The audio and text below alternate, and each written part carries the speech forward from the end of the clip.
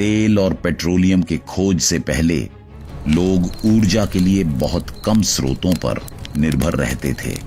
दिन में सूरज की रोशनी में काम हो जाता था, पर सूर्य डूबते ही जिंदगी मानो थम जाती और सब कुछ अंधेरे में डूब जाता। रात में रोशनी के लिए लकड़ी जलाना, कोयले की लौ या जानवर की चर्बी से बना तेल जलाना आम तरीका था। ये रोशनी के साधन महंगे पड़ते थे और तेजी से बुझ भी जाते थे। 17वीं शताब्दी से 19वीं शताब्दी की शुरुआत तक यूरोप और अमेरिका में व्हेल ऑयल यानी तिमिर का तेल सबसे मूल्यवान ईंधन माना जाता था। लोग विशाल समुद्रों में तिमियों का पीछा करते और उन्हें मारकर उनके शरीर से तेल निकालते। इसी तेल से घरों के दिए जलते और शहरों की सड़कों तक रोशन हो उठती थीं। पर इस रोशनी की कीमत भयानक थी। हर साल हजारों तिमियों की जानें खत्म हो जाती, जिससे अमीरों के घर जगमगाते थे, पर आम लोग फिर भी अंधेरे में ही दिन बिताते रहे। धीरे धीरे तिमियों की आबादी इतनी कम हो गई कि लोग समझ गए यह तरीके से रोशनी उपलब्ध कराना दीर्घकालिक समाधान नहीं हो सकता। 19वीं सदी के बीच आते आते रोशनी की मांग बढ़ने लगी, लेकिन व्हेल का तेल मिलना मुश्किल और बेहद महंगा हो गया था। तब लोगों ने सोचा अब ऐसा कोई नया ऊर्जा स्रोत ढूंढना होगा जो सस्ता, टिकाऊ और हर जगह उपलब्ध हो। और यही खोज इंसान को पहुंचा देती है क्रूड ऑयल और पेट्रोलियम के उस दौर में जिसने दुनिया बदल दी। दिलचस्प बात यह है कि तेल इंसान के लिए बिल्कुल नई चीज नहीं थी, बस उसकी असली शक्ति को अब तक कोई समझ नहीं पाया था। हजारों साल पहले इंसान प्राकृतिक डामर का इस्तेमाल करता था, घर बनाने, दीवारें मजबूत करने और नावों को पानी के नुकसान से बचाने के लिए। पूर्वी और एशियाई लोग उस वक्त इस कच्चे तेल का इस्तेमाल दवा, मसाले और आग जलाने के लिए करते थे। अजरबैजान जैसी जगहों पर लोग सैकड़ों सालों से जमीन की ऊपरी परतों से हाथों से तेल निकालते आ रहे थे, मगर ये सब प्रयास बहुत छोटे स्तर के थे। असली कहानी तो अभी शुरू भी नहीं हुई थी। सन 1846 में कनाडा के वैज्ञानिक अब्राहम गेसनर ने इतिहास रच दिया। उन्होंने सबसे पहले केरोसिन का आविष्कार किया। यह केरोसिन कोयले और तेल से तैयार किया गया था और जल्द ही यह सस्ता और आसानी से मिलने वाला रोशनी का स्रोत बन गया।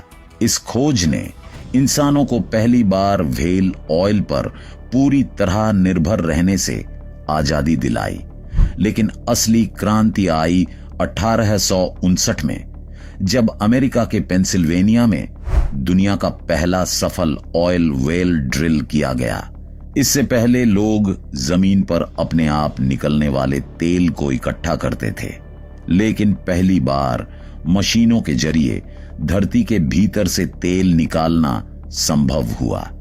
यही छोटा सा कुआं आज की मॉडर्न ऑयल इंडस्ट्री की नींव बना। शुरुआती दिनों में इस तेल से मुख्य रूप से केरोसिन बनाया जाता था, जो लालटेन में रोशनी करने के लिए इस्तेमाल होता था। फिर जब दुनिया में इलेक्ट्रिक बल्ब का जमाना आया तो रोशनी के लिए केरोसिन की जरूरत घटने लगी। लेकिन तभी इतिहास ने नया मोड़ लिया, क्योंकि एक नई क्रांति आने वाली थी जो पूरी दुनिया को बदल देगी। इंजन और मोटर गाड़ी के आविष्कार के बाद तेल की कीमत और जरूरत आसमान छूने लगी। अब तेल सिर्फ रोशनी नहीं देता था, बल्कि मशीनों, कारों, जहाजों और हवाई जहाजों की जान बन गया। ड्रिलिंग तकनीक के बाद अमेरिका में शुरू हुई ऑयल रश, जहां हर कोई तेल की खोज में पागल हो उठा। थोड़े ही वक्त में सैकड़ों ऑयल वेल खोदे गए, नए शहर बस गए और तेल बन गया दौलत और ताकत की पहचान। यह ऑयल मैडनेस जल्दी ही रूस, वेनेजुएला और मिडिल ईस्ट तक फैल गई। जहां धरती के नीचे छिपे थे तेल के सबसे बड़े खजाने।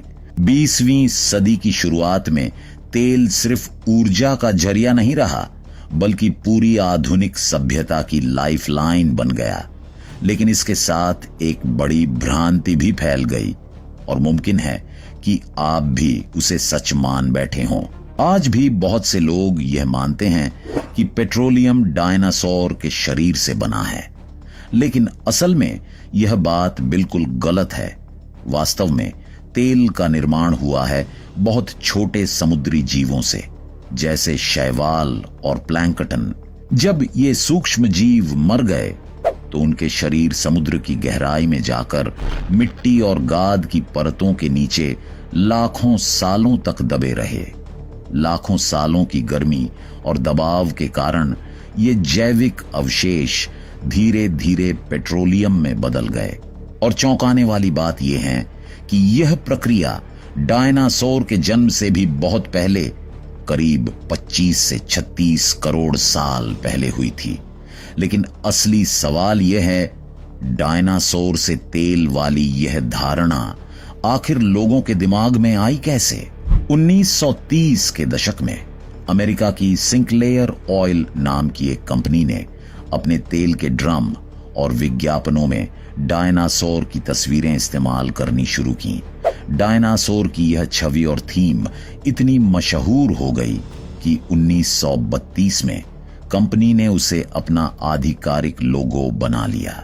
विज्ञापनों, पैकेजिंग और बच्चों के खिलौनों में जब हर जगह डायनासोर दिखाई देने लगा, तो आम लोगों को लगने लगा कि शायद तेल का डायनासोर से कोई गहरा संबंध है। तेल के डिब्बों, लोगो, विज्ञापनों और खिलौनों में डायनासोर की तस्वीरों ने लोगों के मन में धीरे धीरे एक गलत धारणा बैठा दी। यहां तक कि आज भी कई लोग उस गलतफहमी को सच्चाई समझते हैं। काला तेल यानी ब्लैक गोल्ड जितना अधिक किसी देश के पास होता है, उतनी ही ज्यादा होती है उसकी दौलत और शक्ति। तेल की मांग और कीमत इतनी ऊंची है कि हर महीने दुनिया के अलग अलग देशों में सैकड़ों नए कुएं खोदे जाते हैं। कुछ बड़ी एनर्जी कंपनियां तो हफ्ते के भीतर भी नए कुएं तैयार कर देती हैं, लेकिन उन कुओं से तेल निकालना आसान नहीं होता। इसके लिए चाहिए उन्नत तकनीक, लंबा समय और बहुत पैसा। अपरिष्कृत कच्चा तेल धरती की गहराइयों में लगभग 1.5 से 4 किलोमीटर नीचे करोड़ों साल पुरानी कठोर चट्टानों के बीच कैद रहता है। इस तेल तक पहुंचने के लिए जो ड्रिलिंग मशीनें चलती हैं, उनकी शक्ति इतनी अधिक होती है कि वे जमीन में छेद कर करके गहराई में उतरती चली जाती हैं। मशीन चट्टान तोड़कर अपना मार्ग बनाती है और नीचे उतरी रहती है, और यह काम वाकई बहुत खतरनाक होता है। इतनी गहराई पर तापमान और दबाव बहुत अधिक होता है, इसलिए एक छोटी सी गलती भी जानलेवा विस्फोट का कारण बन सकती है। तेल निकालने में लगे कर्मी हर क्षण जान की बाजी पर चलते हैं। एक छोटी सी चूक पूरी टीम के लिए विनाशकारी हो सकती है। तेल मिलने के बाद असली संघर्ष शुरू होता है, कड़ी मेहनत और नियंत्रण की लड़ाई। शुरुआत में जब दबाव सबसे ऊंचा होता है, तो कच्चा तेल खुद ब खुद फटकर जमीन की सतह की ओर उछलने लगता है। जब तेल का प्राकृतिक दबाव कम हो जाता है, तब एक विशाल पंपिंग मशीन का इस्तेमाल किया जाता है। बाहर से देखने पर यह बस एक झूलती हुई लोहे की मशीन लगती है, लेकिन इसकी असली ताकत मिट्टी के सैकड़ों मीटर नीचे तक जाती है। यह मशीन धीरे धीरे धरती के भीतर से कच्चा तेल ऊपर खींच लाती है। जब तेल ऊपर आ जाता है, तो उसे पाइपलाइन और बड़े टैंकरों के जरिए रिफाइनरी भेजा जाता है, यानी उस जगह पर जहां कच्चे तेल को प्रोसेस किया जाता है। और यही वह जगह है जहां कहानी सच में रोमांचक मोड़ लेती है। कई लोग यह मानते हैं कि दुनिया की सबसे बड़ी रिफाइनरी किसी गल्फ देश में होगी, लेकिन असलियत बिल्कुल इसके उलट है। दुनिया की सबसे बड़ी तेल रिफाइनरी हमारे अपने देश भारत में है, गुजरात के जामनगर में। इस अद्भुत जगह का नाम है रिलायंस इंडस्ट्रीज की जामनगर रिफाइनरी।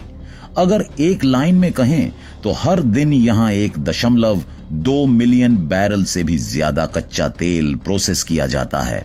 7,500 एकड़ में फैला यह इलाका इतना विशाल है कि यहाँ की बिल्डिंग्स, पाइपलाइन और टैंक देखकर ऐसा लगता है जैसे कोई मिनी सिटी खड़ी हो। इस रिफाइनरी से तैयार पेट्रोल, डीजल, केरोसिन और डामर जैसी चीजें 100 से भी ज्यादा देशों में भेजी जाती हैं। अब जानते हैं कि कच्चे तेल को रिफाइन करने के बाद कैसे हमें अलग अलग पेट्रोलियम प्रोडक्ट्स मिलते हैं। जमीन से निकला कच्चा तेल गाढ़ा, काला और तीखी गंध वाला होता है। इस रूप में यह सीधे उपयोग के लायक नहीं होता। रिफाइनिंग के दौरान तेल के अलग अलग घटकों को अलग किया जाता है, जिससे पेट्रोल, डीजल और केरोसिन जैसे ईंधन तैयार होते हैं, जो आज के जीवन में बेहद जरूरी हैं। इन महंगे ईंधनों की वजह से कच्चे तेल को ब्लैक गोल्ड यानी काला सोना कहा जाता है। कच्चे तेल में विभिन्न आकार और वजन के हाइड्रोकार्बन होते हैं, इसलिए इन्हें अलग अलग करना जरूरी होता है। इन अंतर को पहचान कर उन्हें अलग करने की प्रक्रिया को फ्रैक्शनल डिस्टिलेशन या विभाज्य आसवन कहा जाता है। अंत में कच्चे तेल को एक ऊंची स्तंभ जैसी टंकी में डाला जाता है। इसे फ्रैक्शनल डिस्टिलेशन कॉलम कहा जाता है। जब तेल को लगभग 350 से 400 डिग्री सेल्सियस तक गर्म किया जाता है, तब इसके घटक अलग अलग तापमान पर भाप में बदलकर ऊपर उठते हैं और अलग अलग स्तरों पर जमा हो जाते हैं। जब भाप टावर के अंदर ऊपर की ओर बढ़ती है तो वह विभिन्न ऊंचाइयों पर ठंडी होकर अलग अलग स्तरों पर जमा हो जाती है। यही वो पल है जब साधारण दिखने वाला काला तरल, जो बेकार लगता है, हमारे जीवन के लिए सबसे महत्वपूर्ण ईंधन में परिवर्तित हो जाता है। अब जरा सोचिए, कंडेंसेशन में वास्तव में क्या होता है। एक उदाहरण लीजिए, नमक मिले हुए पानी से भरा गिलास। सिर्फ देखने पर यह समझना कठिन होता है कि नमक और पानी को अलग कैसे किया जाए, लेकिन जैसे ही पानी को गर्म किया जाता है, सब कुछ बदल जाता है और अंतर साफ साफ दिखाई देने लगता है।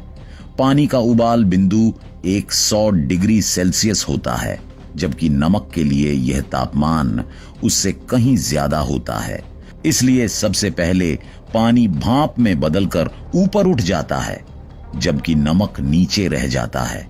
जब यह भाप किसी ठंडी सतह से टकराती है तो यह छोटे छोटे पानी की बूंदों में बदलकर अलग बर्तन में इकट्ठा हो जाती है। नतीजा ये कि एक तरफ नमक रह जाता है और दूसरी तरफ हमें शुद्ध पानी मिलता है। इस पूरी प्रक्रिया को संघनन या कंडेंसेशन कहा जाता है। भाप को ठंडा करके फिर से तरल रूप में बदलने की प्रक्रिया। इसी तरह कच्चे तेल को विभाजित किया जाता है। भारी तत्व एक जगह जमते हैं, हल्के तत्व ऊपर के स्तर पर, और यहीं से वो ईंधन बनते हैं जो हमारी रोजमर्रा की जिंदगी चलाते हैं। इस टावर का सफर ऊपर से शुरू होता है।